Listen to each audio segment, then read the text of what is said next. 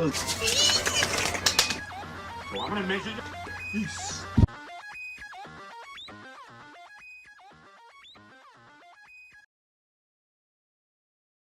Hey guys, what up? Welcome back to the channel. Today I am going to bring you some AVGN. I'm going to start from the beginning and go through them all. I'm going to skip the ones I already did, of course. But yeah, I'm going to start right from the beginning. So we're going to be starting off with Castlevania 2 Simon's Quests. Angry Video Game Nerd Edition. So let's get into it. Without further ado, let's just get right into the video. Alright, let's do 3, 2, 1, and... This game sucks. Castlevania 1 and 3 are great classic Nintendo games, but for Castlevania 2, Simon's Quest, the game designers obviously were not thinking straight. At first, it seems like a pretty decent game. I liked it. A little different from the first in the series, but that's okay. It was the first Castlevania game I ever Zelda 2 played. was different from the first, Mario 2 was different, but they were all good. The first thing that's strikingly different is the fact that you have to go through towns, talk to people, and buy stuff. Never really minded that. It makes it a little more like an adventure story, and it's kind of like Zelda, so that's okay. But the first problem comes in when it changes from day to night.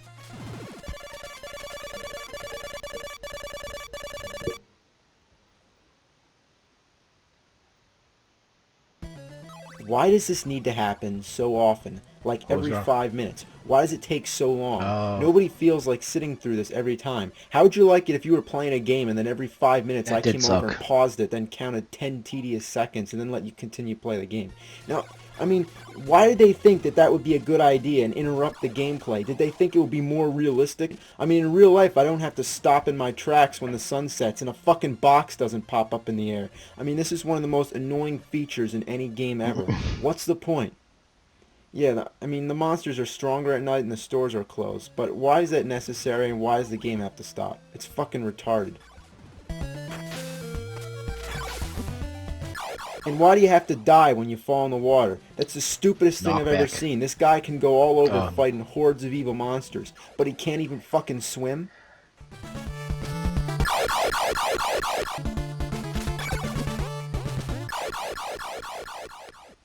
Sometimes I don't feel like going down the stairs just to get down to ground level. I mean, there's no reason I should have to do that when I can just take a shortcut and jump down. But oops, I shouldn't do that. There might be water down there. Another thing that's really annoying about this game is the fact that you have to buy weapons and items. I mean, still, that's not uncommon. You know, like I said, that's the same thing you have to do in many great games like Zelda, but let me explain. Here you have to collect hearts, which count as money. I mean, that's kind of odd, because usually hearts count as life or energy, you know, so that's kind of strange, but, you know, that's not the point. The point is that the items you need to buy are too fucking expensive, and the hearts don't add up enough. It takes too long to get enough of them to buy something, and it gets boring wandering around killing the same monsters over and over again just so you can buy a flame whip or something. Speaking of flame whip, that's pretty weird itself, isn't it? I mean, they were really being creative with that one, the flame whip. Anyway, about the hearts. It takes too long to buy stuff, and to add on to the problem, when you die, you lose all your hearts and you have to start all over again. I mean, doing this doesn't add to any of the game's difficulty or challenge. It just makes us have to do more of the same monotonous stuff over again, and it's not fun. It's boring. Oh look, I finally got enough hearts to go and buy a plant that I need to cross the swamp. Now let me get to the store. Oh shit, it's fucking nighttime. Now the stores are all closed and I have to wait for it to turn day again. Oh well, I might as well kill some zombies in the meantime and stock up on some more hearts. Oh shit! Now I gotta start all over again. One of the worst things in the game are the pitfalls, which are areas where there's like stones or blocks that look like you could walk on them, but instead you just fall through. It's impossible to tell where these spots are the first time walking through, so you just have to keep throwing holy water all over to see where they are. It's retarded. Why should I have to do that? Again, it doesn't add up to any of the fun, or challenge of the game. It's just unfair and it's annoying. In the dungeons, there's no bosses at the end, which is a big disappointment. Every Nintendo gamester knows that at the end of a level or a dungeon, labyrinth, or whatever, there's always supposed to be a big guy who you fight. But here, they just got lazy and only put a few bosses in the game and left some of the dungeons just empty, like this one. So most of the dungeons you go through, the mansions to be exact, there's nothing at the end except for a crystal orb that you can't touch. In the rest of the Castlevania games, the tradition goes like this. You fight a boss, you defeat him, then an orb comes down, and you touch it. There you go, on to the next level. But in Castlevania 2, how would you ever figure out that you're supposed to throw an oak stake at that orb? I mean, when you first get the oak stake, you assume it's a weapon, and you throw it only to find that it does absolutely nothing, and that you waste it by throwing it, so you have to get it all over again. There are parts in the game that are definitely not self-explanatory and are too hard to figure out. Take this dead end, for example. Would you guess that you're supposed to pass through this wall? How? You have to kneel down by it for like 10 seconds. Now still, that's not enough to make it so cryptic and hidden that we can't figure it out. Oh, please give us more for our buck and make it harder so we can wander around the whole game and exhaust every possibility before we find out. Okay, guess what? You need to have a red crystal selected and be kneeling down and wait a little while before this magic tornado comes and takes you to the next part of the game. I figured it out by Nintendo Power. I didn't know what to do. Most of the townspeople have things to say which aren't important at all, so why do you have to read them? Here in the dungeons, there's books that you may find which actually give you clues about things in the game that you may need to know about. But when I find these books half the time, it's by accident, so I may hit the button and cancel it out, which means that I don't even get to read it and I don't have a second chance. Why can't I do that when it changes from day to night? That would actually be helpful. So what the game designers figured is this.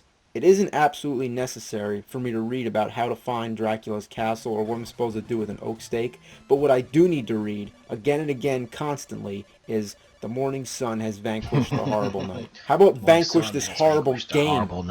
The only sure way to get through this awful game is to enter a code, but even that is way more tedious than it should be. While most of the Castlevania games have symbols you enter for a code, this one just has a whole bunch of numbers.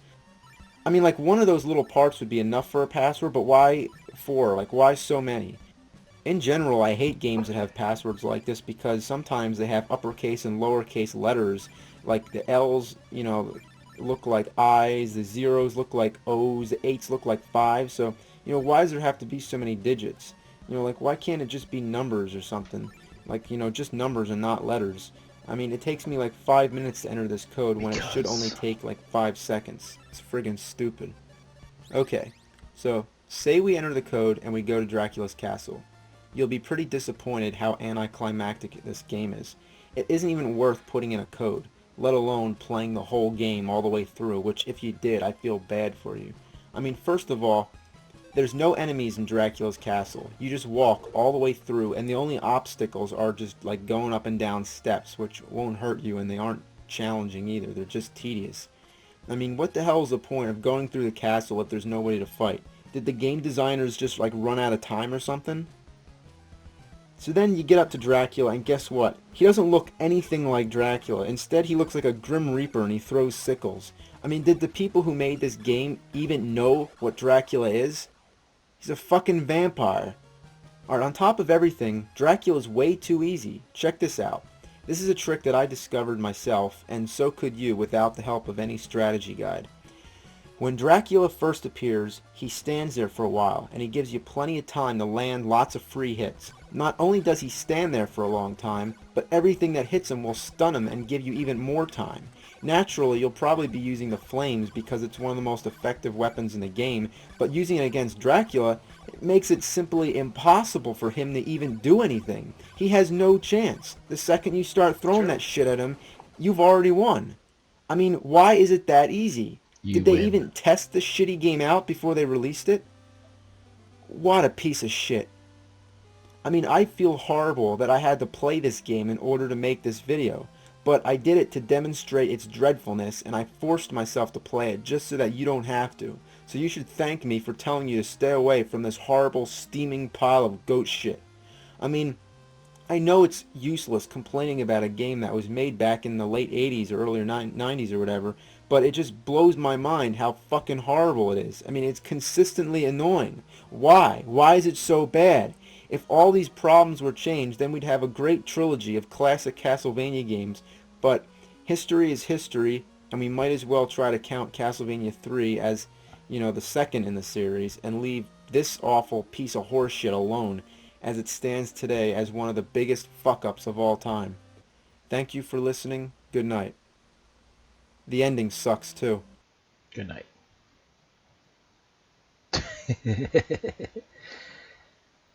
Yeah. Like I said, I played this game when I was younger. It was the first Castlevania game, but he did make some valid points there. Like, I don't think the game's horrible, but that the cryptic stuff is kind of a pain in the ass, because it took me a long time to figure that stuff out. I had to get Nintendo Power, and they told you how to do certain things that it was like impossible to figure out. And the day and night cycle does suck. We didn't talk about the knockback is insane. When you get hit by an enemy, you freaking fly backwards. So it's like a pain in the ass. That's a pain in the ass too. Like the drowning and then you fall in water. That does suck. But overall, I thought it was a nice game. It wasn't that bad. But yeah, well, like I said, it's to each their own. And James didn't like it. I can't wait to see what the next one's going to be. And until next time, guys, I'll see you all later. Peace. Like, this is going to be a pain in the ass going on.